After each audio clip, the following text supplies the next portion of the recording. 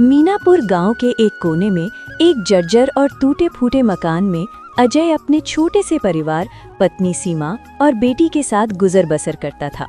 अजय दिन भर हाड़ तोड़ मेहनत करता था ताकि शाम को अपने परिवार के लिए 2 वक्त की रोटी जुटा सके।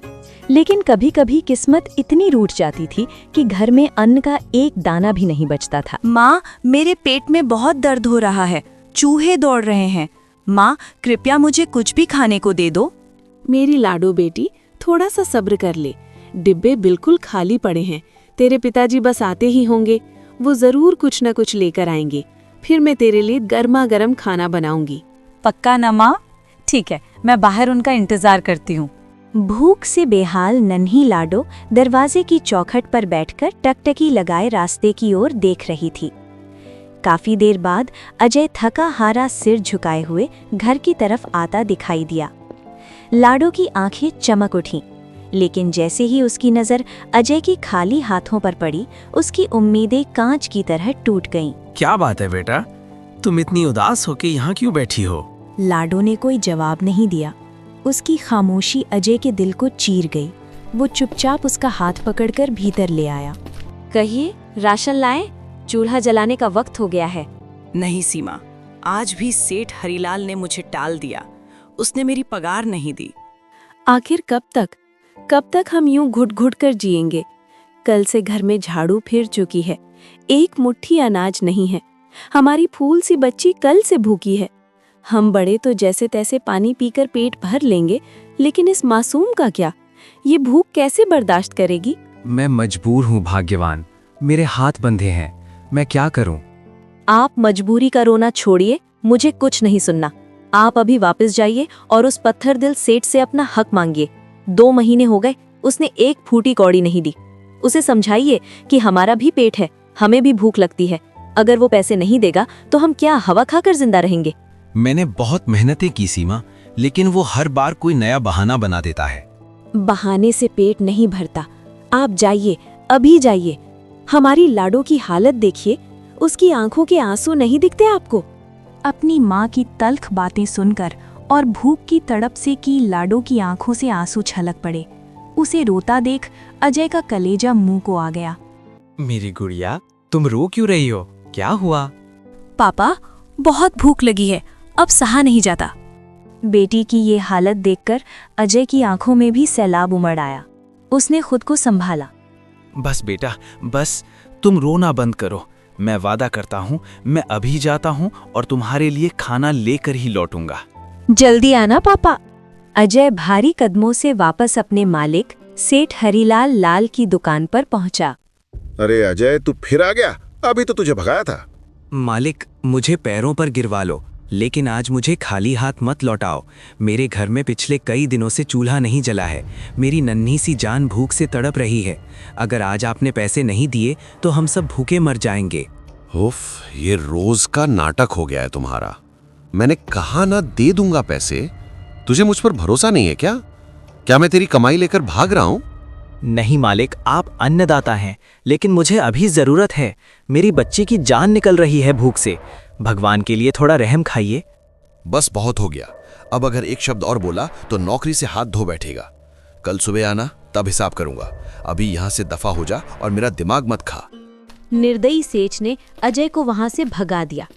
अजय एक पेड़ के नीचे बैठकर फूट फूट के रोने लगा। हे भगवान, ये कैसी परीक्षा है।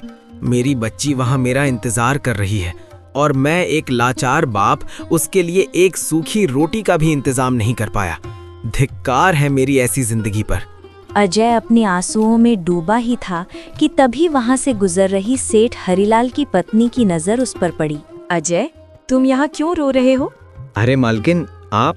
हाँ अजय, मैंने तुम्हारी बातें सुन ली थी। ये लो, इसमें तुम्हारे परिवार के लिए खाना है और ये कुछ पैसे रख लो। लेकिन मालकिन, अगर मालिक को पता चला तो वो मुझे... तुम डरो मत, सेठ जी को मैं संभाल लूंगी। तुम बस ये सामान लो और अपनी बच्ची के पास जाओ।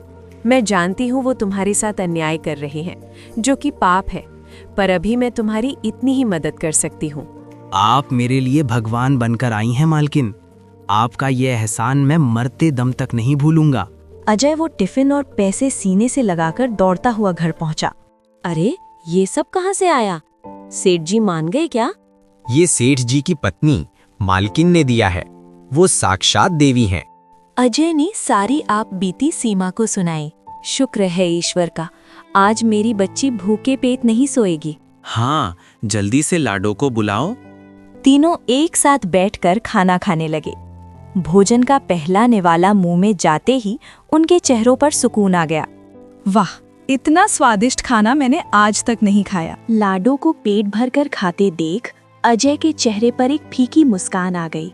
मैं कसम खाता हूँ, अब चाहे जो हो जाए अपने परिवार को कभी भूखा नहीं रहने दूंगा। खाना खाकर सब चैन की नींद सोए। अगली सुबह अजय नई उम्मीद के साथ काम पर गया, लेकिन वहाँ कुछ और ही उसका इंतजार कर रहा था। जी मालिक, आपने बुलाया? हाँ, इधर आ। कल तू बड़ा शोर मचा रहा था ना हिसाब के लिए। ले, पकड़ अपने पैसे। अजय के चेहरे पर खुशी की लहर दौड़ गई, लेकिन अगले ही पल सेठ की बात ने उसे जमा दिया। और सुन, आज के बाद इस दुकान पर अपनी शक्ल मत दिखाना। तेरी छुट्टी। ये आप क्या कह रहे हैं मालिक? बस कह दिया सो कह दिया। ले अपना हिसाब और चलता बन। लेकिन मालिक, ये तो बहुत कम है। इसमें तो 1 महीने के भी पूरे नहीं है। मेरा तो 2 महीने का बकाया था। तेरी बहस करने की सजा और जुर्माने में काट लिए बाकी पैसे। अब ज्यादा चटर पटर की तो ये भी छीन लूंगा। भाग यहाँ से। लेकिन मालिक, मेरा परिवार। सेठ ने उसे धक्के देकर बाहर कर दिया। अजय टूटा हुआ दिल लेकर घर लौटा। क्या बात है, आज सूरज डूबने से पहले ही घर आ गए? और चेहरा ऐसा क्यों लटका है? सीमा, वो बरसन। अजय ने नौकरी जाने की सारी कहानी बताई। वो इंसान है या राक्षस? खैर छोड़िए जी, अच्छा ही हुआ जो उस नरक से जान छूटी। जो आदमी खून पसीने की कमाई खा जाए, उसके पास बरकत कभी नहीं होगी। हमें कोई और रास्ता मिल जाएगा। लेकिन गुजारा कैसे होगा सुधा? खाली बैठने से तो घर नहीं चलेगा। वो सब हम देख लेंगे। अच्छा सुनिए, आज पड़ोस वाली कमला काकी आई थी। वो ढेर सारी मछली दे गई हैं। आजकल वो हम पर कुछ ज्यादा ही मेहरबान है। अच्छा चलो, अब घर आ ही गया हूँ तो आज मैं अपने हाथों से मछली बनाता हूँ। अजय बड़े चाव से मसालेदार मछली रोटी तैयार की और सबको परोसी। अरे वाह पापा, कमाल कर दिया आपने। मम्मी तो ऐसी मछली कभी नहीं बना पाती। इसमें तो जादू है। सच में बहुत टेस्टी है। जादू? एक तरकीब सूझी है। क्या तरकीब जी? क्यों ना मैं ये मछली रोटी बनाकर बाजार में बेचूं? क्या आप ठेला लगाएंगे? हाँ सीमा, अपना काम अपनी मर्जी। खाने का धंधा कभी मंदा नहीं पड़ता।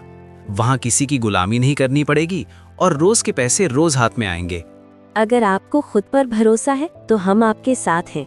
मुझे थोड़ा पैसा मिला है और मालकिन वाले पैसे भी हैं। कल ही सारा सामान ले आता हूँ।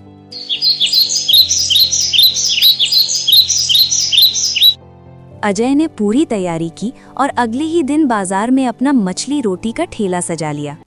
आइए भाई साहब, आइए माता जी, खाइए गर्मा गर्म मसालेदार मछली रोटी। स्वाद ऐसा, खाओगे एक बार आओगे बार बार। तभी वहाँ एक राहगीर रुका। क्यों भाई, क्या लंगर चल रहा है जो इतना चिल्ला रहे हो? नहीं बाबूजी, गरीब आदमी हूँ, पेट पालने के लिए ठेला लगाया है। एक बार मेरी बनाई मछली रोटी चक्कर तो देखिए, स्वाद ना आए तो पैसे मत देना। अच्छा, बड़ी बड़ी बात है। चल खिला, देखते हैं तेरे हाथों में कितना जादू है। जी, अभी लीजिए। अजय ने उसे प्लेट दी। ग्राहक ने जैसे ही पहला निवाला खाया, उसकी आंखें फैल गई। वो बिना रुके पूरी प्लेट सफा चट कर गया। अरे वाह यार, मान गया तुझे, सच में मजा आ गया। भाई 1 प्लेट और लगा दे जल्दी से। जी साहब, अभी लगाया। सच कह रहा हूँ भाई, ऐसी मछली तो बड़े होटलों में भी नहीं मिलती। धन्यवाद साहब, ये लीजिए आपके बाकी पैसे। रख ले भाई, स्वाद के आगे पैसे क्या चीज है।